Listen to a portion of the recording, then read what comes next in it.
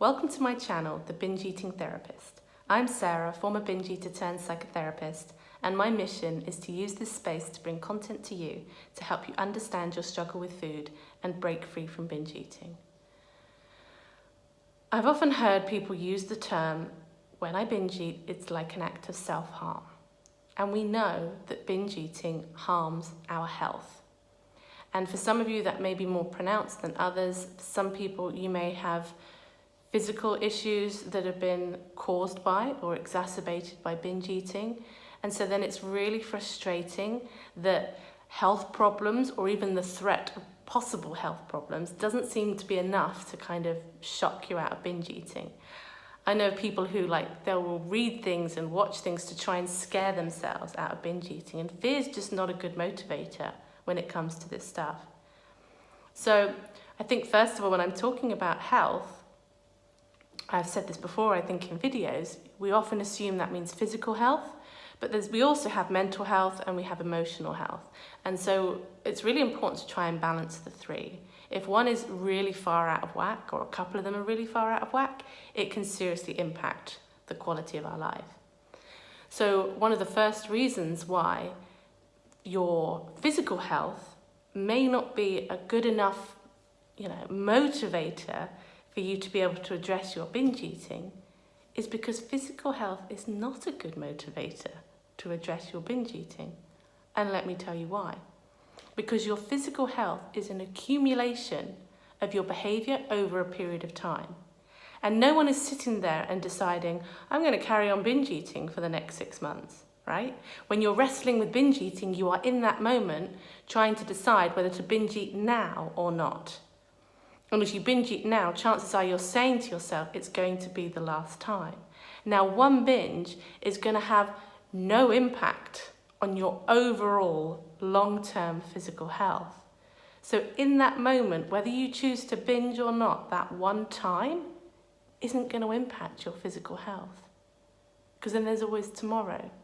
So you get kind of caught in this cycle, why can't I just change my behaviour? You're trying to change not just your behaviour now, but all your future behaviours in one momentary decision. But when we look at the other aspects of health, such as emotional and psychological health, those are things that are impacted right in the here and now. So if you make a decision around food which complements your emotional and psychological health, you get the reward immediately. Whereas with physical health, it could take months or even years of making that decision not to binge in order to reap any potential physical benefits. Okay, so sometimes then if you want to make changes to your eating, and you're saying it's really around your health, then maybe focusing on your psychological and emotional health. Because if you can find ways of eating that kind of balance the three as best you can, there's always going to be some movement and times when one gets prioritized over the other. But if on the whole throughout your life those three are balanced, your physical, emotional and psychological health, I think you might be on the right track. And then another reason why you might be struggling with making food changes when it's harming your physical health is you may be stuck in a shame hole. There's so much shame around binge eating as it is. When you're struggling with binge eating, it doesn't make sense. It's not a rational problem. You really, really, really, really, really want to stop doing it. So then it's really confusing that you don't seem to be able to. And it doesn't seem to make rational sense. So when it doesn't make sense and you're stuck, many of us would then turn to this self-blame. And if you're someone who already carries potentially shame around maybe from early experiences, that's just going to pile on top of that. And so shame tells us that we are inherently broken and wrong and defective.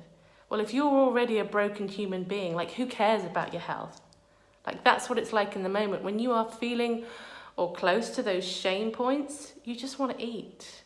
You don't want to sit with those shameful feelings. Shame is a horrible, corrosive feeling and experience that destroys lives. So if you think you might be struggling with shame, Brené Brown, she's the go-to woman who talks and researches and writes and speaks about shame.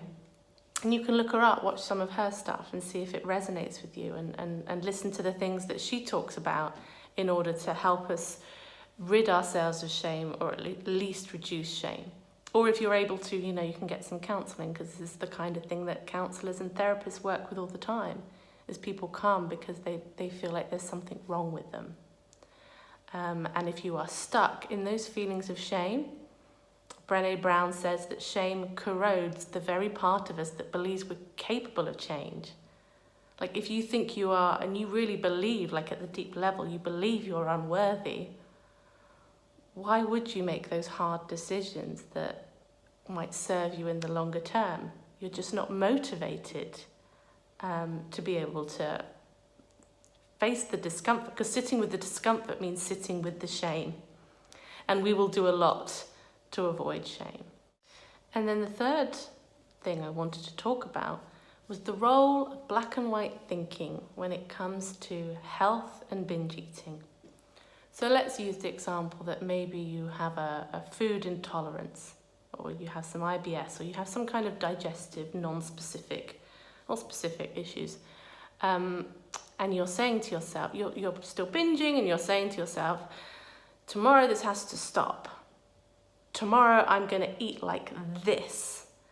And even if weight loss is not your goal, it kind of triggers the diety thinking. It triggers the deprivation response, because you're saying to yourself, I need to stop eating whatever it is that you see as being the problem, and I can never, ever, ever have that food again.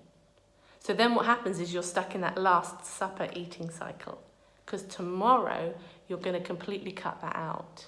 So today you have to get in as much as you can. So it can actually be exacerbating your binge eating, this desire to change your eating, even if it's driven by health.